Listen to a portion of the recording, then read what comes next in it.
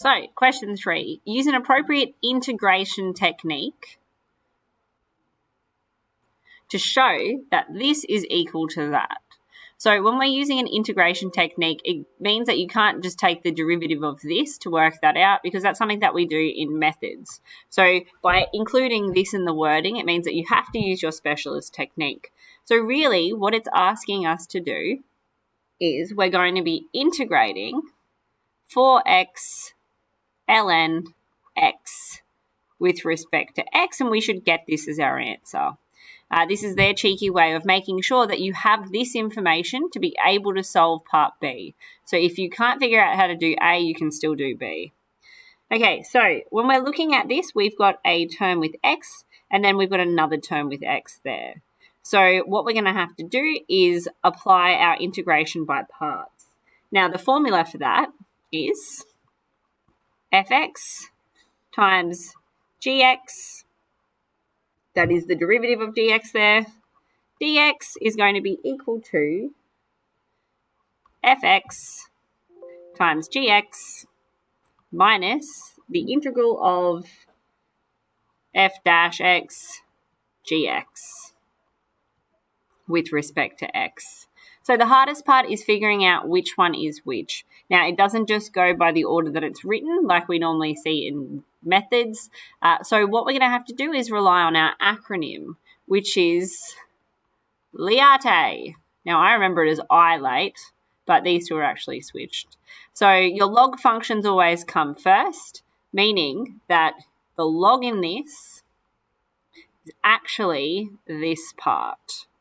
So we're going to start assigning things. So fx equals ln x, and if I take the derivative of that, I'll get 1 over x.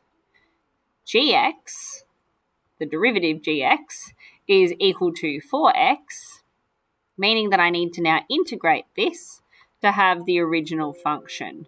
So to integrate it, this will get a power of 2. It'll become the 4 over the 2, which is going to give you 2x squared.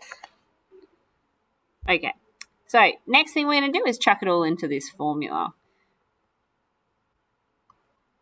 Here equals ln x times 2x squared minus the integral of 1 over x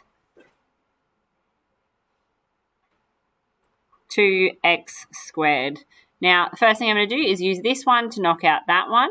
So really all I need to do is 2x squared ln x minus the integral of 2x, which is going to give me 2x squared ln x minus x squared. This would have a 2 underneath to knock out the other 2, plus some constant. And now I can see that this is matching what we've got up here. So I've just proved it using the integration technique. For B, we're going to show that that shaded area is equal to this. So all I have to do, if I couldn't solve the first part, I've already got the answer. And we know that when we're integrating this between here and here, we're going to be integrating it between our lower to our upper bound. So between 1 all the way up to e with respect to x, which really means that I'm going to be substituting these values into our function. And we're going to have to use some of our log laws to simplify what we've got. This is going a little scrappy, but just follow me. We're going to start back up here.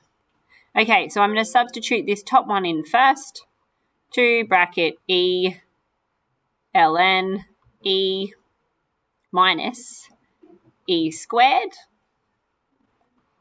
minus 2 times 1 ln 1 minus 1 squared.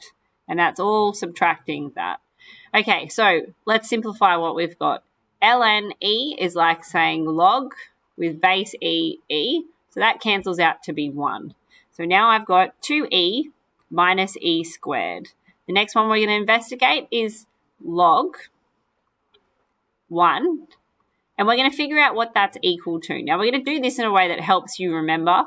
So if I capture this and take it to the other side, it will become e to the power of x is equal to 1. What value does x have to be to make this statement true? X has to be 0. So if you forget that as a rule in the exam, you can always just go back and double check. Okay, so now I've got 2 times 0, which is just 0, minus the 1. So this is going to give me 2e minus e squared plus 1. Now, we might have had a little mistake somewhere, and it is here. When I was writing this out, it got a little scrappy, so I've missed the squared there, which will make this squared here, which will make that squared, which makes that squared, which means that I've got 2e squared minus e squared, which makes it 1 positive e squared, and now that's correct.